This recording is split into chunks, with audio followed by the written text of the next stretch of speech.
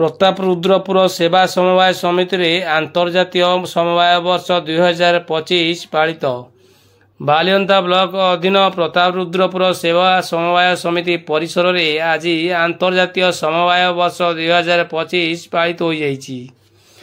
सशक्त समवाय सुदृढ़ समाज समृद्ध जीवन शीर्षक यह कार्यक्रम रे समवाय संस्थार निजस्व पांठि अर्थ वृद्धि और सुदृढ़ीकरण नहीं विस्तृत आलोचना होइतिला।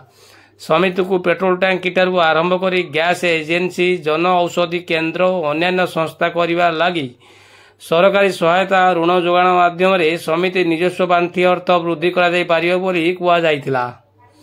चाषी मानक आर्थिक अभिवृद्धि नहीं गाई ऋण मत्स्य और एटीएम ऋण व्यवस्था उपरे चाषी को सूचना प्रदान करा। यह अवसर में आयोजित सभारे समिति सभापति सुधीर चरण प्रधान सभापतित्व करथिले। वरिष्ठ एआरसीएस प्रियव्रत पंडा, बालियंता क्षेत्र अधिकारी अनिमेय कुमार खुंटिया, भुवनेश्वर उपनिबंधक प्रकाश सेठी प्रमुख सम्मानित अतिथि भाव जोगदे प्रदीप प्रज्वलन करने सह कार्यक्रम शुभारंभ करथिले। समिति संपादक विश्वनाथ पंडा धन्यवाद प्रदान करने सह समग्र कार्यक्रम परिचालना करथिले।